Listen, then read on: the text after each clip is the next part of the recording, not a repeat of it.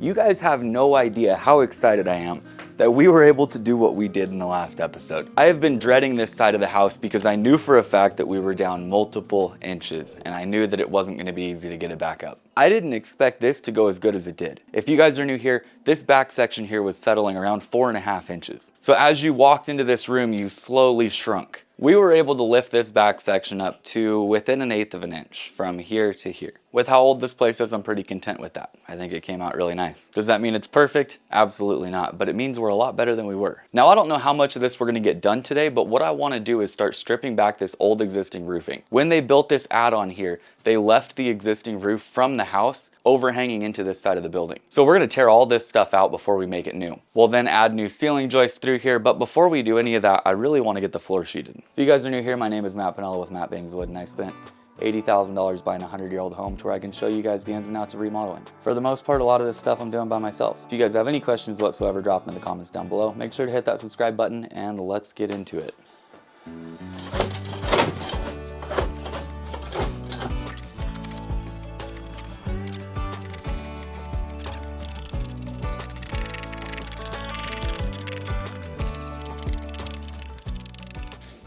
That's the original hardwood floor down there. Some of this I'm not going to worry about too much. It's just the bulk of anything sticking up.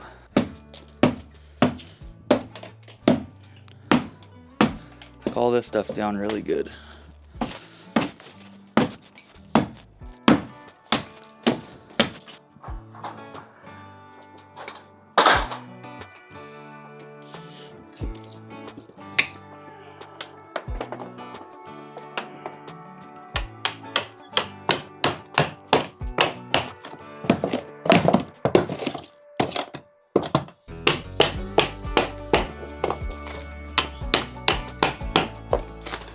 I have a ton of these little staples that are hanging up right here. They're small enough though, and a thin enough gauge that I could push them down with my fingers, so I'm assuming I can do the same thing with a sheet, because I would really like to avoid having to go through and do this with every single one of them. It worked in the kitchen as well. Let's get a good sweep up in here and we're good.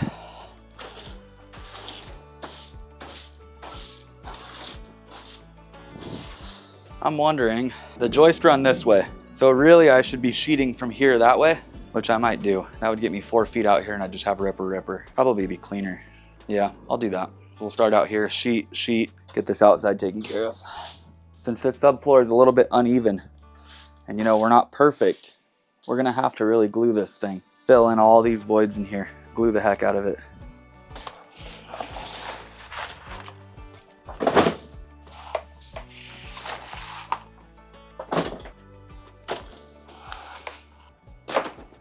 So with traditional framing, we use a smooth shank nail, meaning it's just smooth all the way down the end of the nail and it slides into the wood really easy. But when we do subfloors and stuff like this, we want to use what we call ring shank nails. These have ribs going all the way down the end of the nail. This means that they're great for anything that you don't want to pull out. If you put this sheet down and you nail it off with ring shanks do not pull out easy. The rings going all the way down the end of the nail there make it so that when you do try to pull it out, they fight, they dig into the wood and they hold.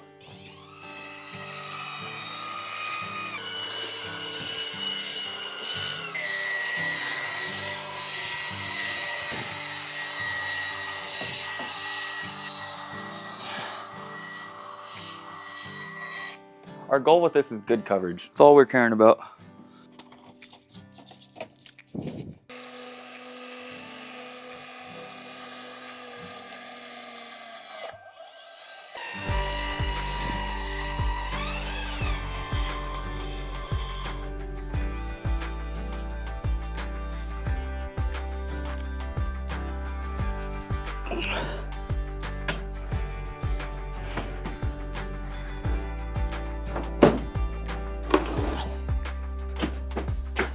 Beautiful. You can see a bit of a gap in here. I need to lift up this section of the house too, it looks like. I'll get to that though.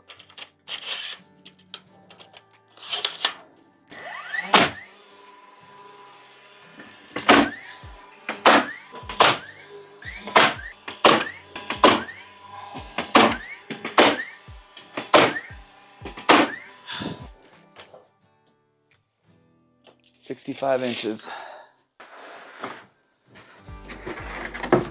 want to make sure that right here where they join, we are plenty good.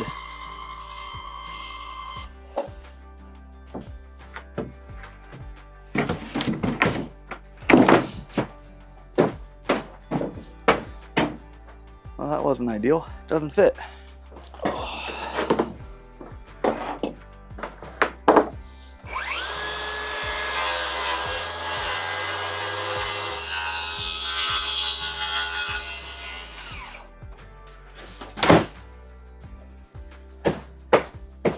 They called me track saw in high school because I cut so straight.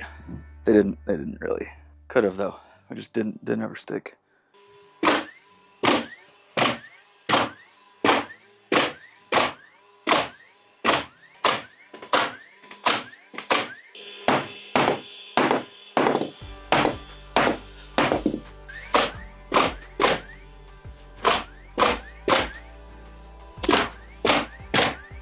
So we sheeted this thing a little bit differently. The floor joists run this way, and you should always run your sheathing perpendicular to your flooring as opposed to parallel. Right now I'm in what will eventually be my laundry room and my pantry. I was planning on separating these two rooms and making it so there was a door to each one of them, but it's just too small of a space.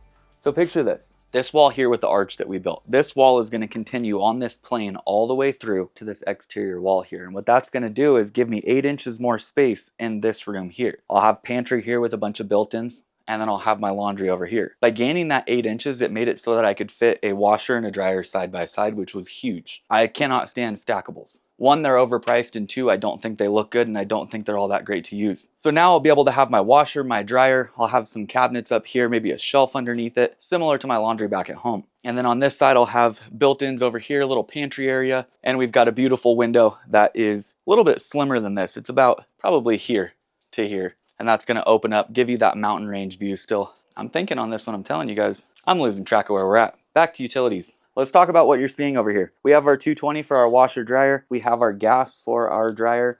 We have a plug for washer dryer. We've got hot, we've got cold, and we have a drain pipe. This is where the built-ins are going for my pantry space. Everything is gonna go over to that side. That means I'm gonna cut all this out flush.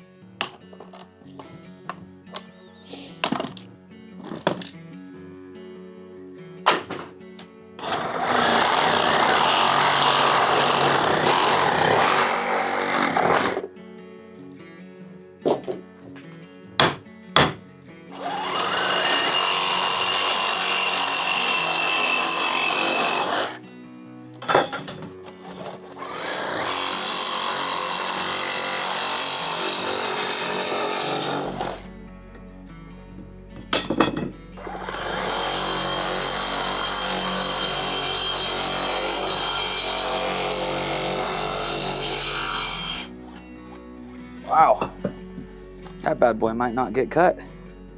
Oh, I might just have to go around that one for the time being.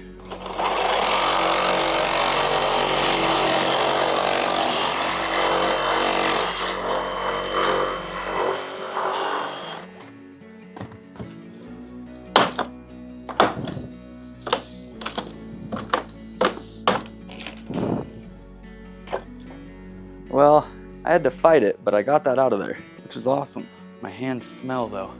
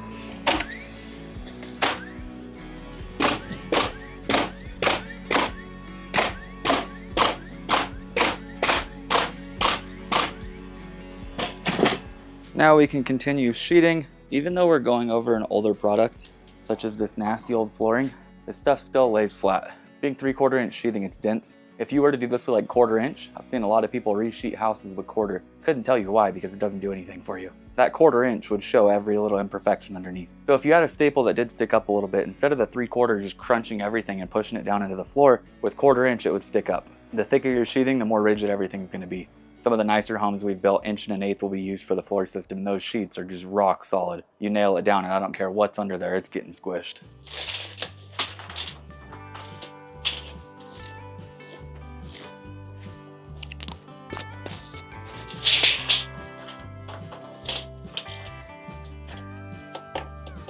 We're gonna go with 45 again, 31.5 inches over.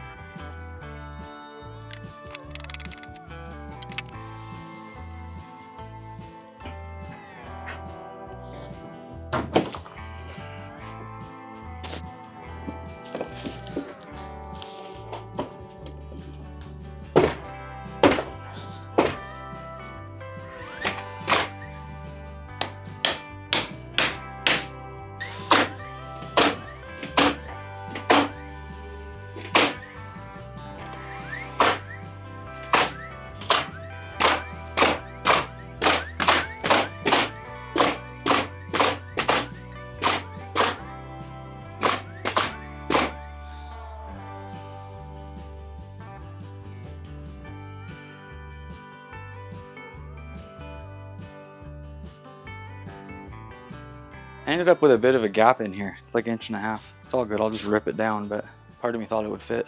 I should have ran this out a little bit further and checked this to make sure it would have been 8 foot, because I don't really like the strip through here, but it ain't gonna hurt. It'll be okay. I need to get these pieces flushed out. I'm like a 1/4 inch away. I don't know that this is gonna work.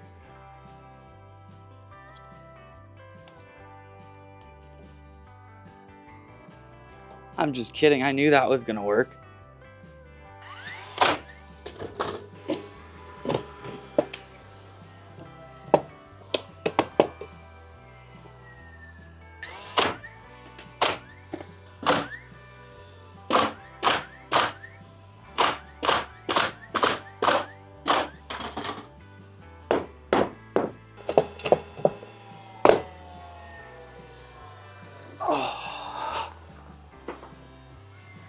I think since you guys like the sound of this DeWalt nailer so much, I'm gonna do a whole video like an hour long. Just nail, nail, nail over and over and over again. Being completely honest with you guys, I've framed the thing for so long that I don't even recognize the noise anymore. I don't even hear it. So one of the very next steps for me, I wanna get the wall framing situated, but I need to take out all of this here so I can cut these wires, get this situated. Let's just start on that and clear it up.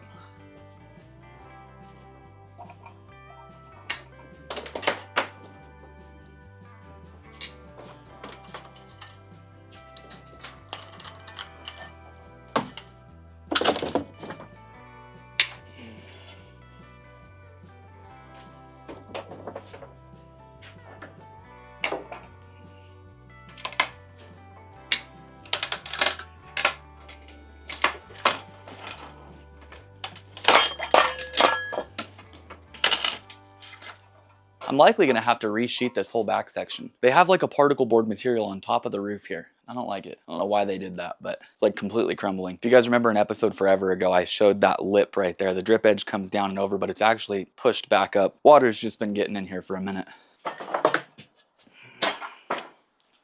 So what we'll have to do is strip, not necessarily this 1x. I can see OSB through the cracks up here. They sheeted it, but on top of the OSB, there's like a particle board material, and I don't know what they did. I do have to redo this back section of the roof. I have to redo the whole roof, but I'll figure out what that is once I get to it.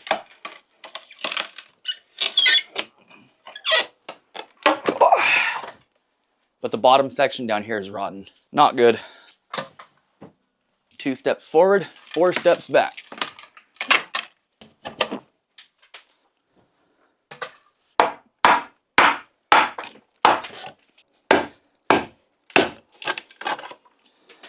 I need to get these guys out of here. They're still good joists, but they're attached to the siding right here. I want to get all this out of here.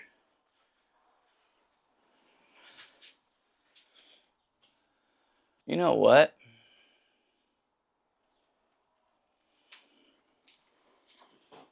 I don't like that. Now, I don't exactly love it, but I'm pretty sure this roof is going to have to stay. The way that a rafter gets cut when it stacks back on top of another roof is it goes from 0 down to 3.5, and then the rafter continues out. In the framing world, it's what we call a back cut. So these are back cut onto this existing roof that you're seeing over here, this overhang. Now, is it really a big deal that this is left here? Not really. But for me, I don't want to see it. I don't want to know that I buried it. But I think I'm going to have to bury it. These rafters come through and land right here, and the top of them go up to about flush to the backside of my beam. If you guys have a good solution on how I could fix this without completely redoing the backside of my house, I would appreciate it greatly. Let me know down in the comments. But my plan for right now is I'm going to strip these joists that are still remaining, clean up that edge right there, and get prepped to rejoist this thing. They're going to stack right back onto this side over here, and we're going to flush out to the bottom of that beam all the way through. That way, when you're in this room, this all comes through, and then we go up into the main part of the house. So we will have a drop lid in here, lower than the rest of the house, but it's not going to be that bad. It'll just be in your laundry and your dining.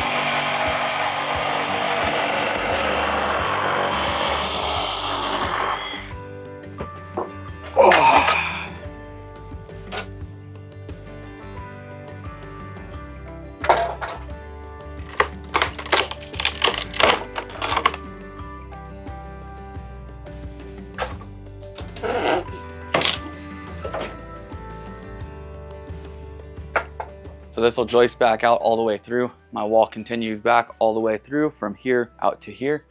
We'll build a little baby channel for in here. We need to block out the floor all the way around, but we're making progress. This little back section has gone from nothing to something pretty quick. I'm happy with how it's coming out. Not so happy about that roof having to get left, but I think it's for the best. It's 10 till 5 right now.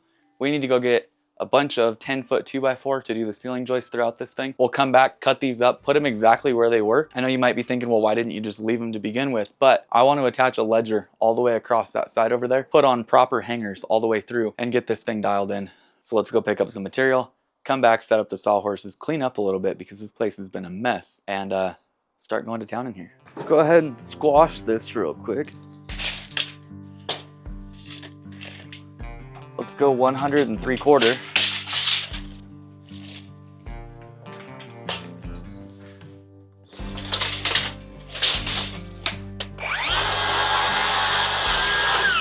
Like we talked about, this isn't the fix I want, but it's the fix that I need.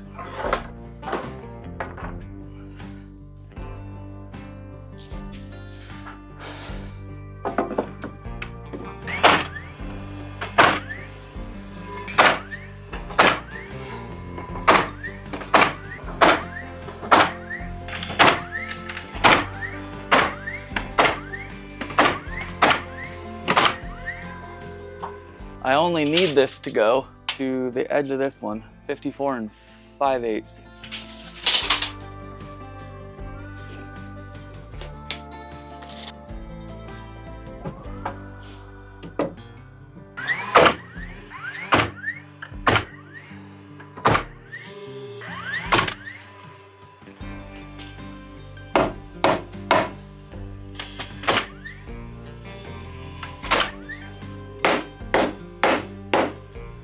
So the rafters might lay out at 2 foot, but our joists are gonna lay out at 16.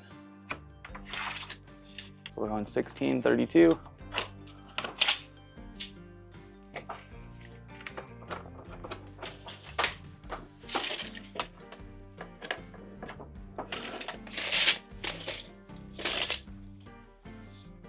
$92.5. We're gonna check it in a few spots. This will determine whether or not I can cut a bunch of them and just prefab. 92. 92. So we're 92.5 on this side, 92 about halfway through, and then 92 on the end. So I can cut all of them the same, they'll be fine. So the end cuts down just like that. We're sitting on a 3.5 inch plate, a 2x4 plate. The back half of it's gonna be 2 inches right here, and then this next down to 3. Then we'll go all the way out to 3.5. Let's give this a test fit, see if it works over here, see if it works in the middle.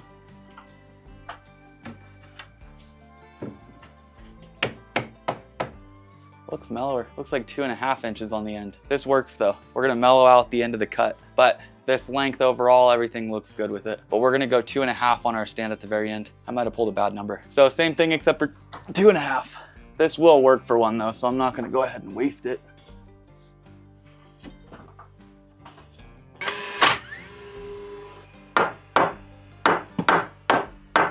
I have hangers that are gonna go on. I'll put those on a little bit later, but first one's in. I'm gonna cut the next one, make that stand on the very outside a little bit taller, and hopefully that works a little bit better. So I recut this. We're 2.5 now on the outside, 3 here, and it kind of tapers back pretty mellow. But then again, this is like a 1 in 12, so should be pretty mellow. Let's give this one a shot. That's the winner right there. That's beautiful. Plane's perfect. Everything about it is perfect. I'm gonna cut 10 of these. We'll slap them in real quick.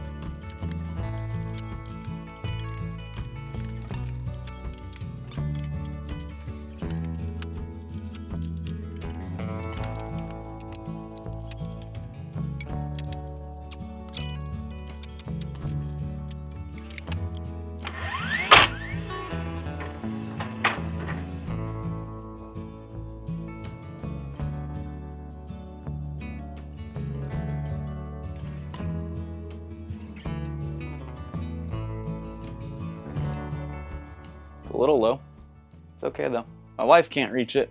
Came out really nice for what it is. I'm happy with it. The roof up here has to stay. It's a bummer, but it is what it is. It's all hidden up here. It's all wood products too, which I'm at least a little bit happier with. It's not like I'm leaving some toxic chemical or some asbestos up in the ceiling. It's just old rafters. It's not even old rafters. It is the existing rafters that come down. It's the old tails. So it is what it is. The last thing that we have to do in here, I do want to plate this through and lay out this wall. It's getting late. We are 10 till 7 o'clock right now. I don't want to be making noise too late.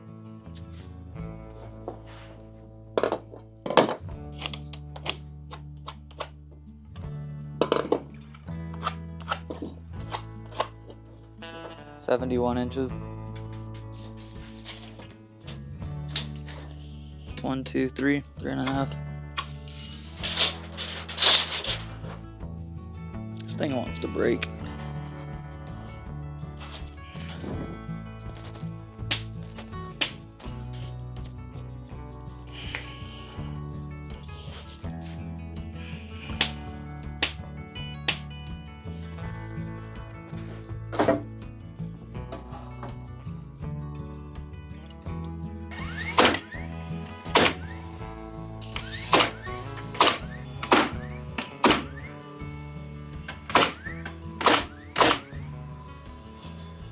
So hopefully this gives you guys a better understanding of what we did with this. The original wall was supposed to run through here. With the 12-inch pop out that we added all the way through there, we bumped this wall out as well. And in doing so, that gave me the ability to make sure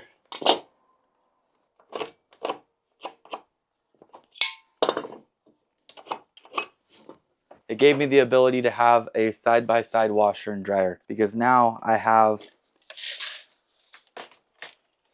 67 inches in the clear, or 66 after I'm finished up with my drywall, 1/2 inch on both sides. That's enough room to put side-by-side washer dryer, and that was the most important part to me. How deep is your traditional washer dryer? A typical front load washer and dryer ranges from 32 to 34 inches. So I went 36 to here. That gives me enough room. We'll make note of that. We know that we're coming out 14 inches in here, or roughly. So what we want to do is center up from here to here, 44 inches. So we'll go 22. I need to make a call real quick. See what doors the wife ordered. If I do the opening 36, once it's rocked, it'll be 35. The door will be 36, so we'll have a ½ inch over on the door, which is fine. Does it show you how tall that door is? 84? Let's just do this. Let's order it. We'll make it work.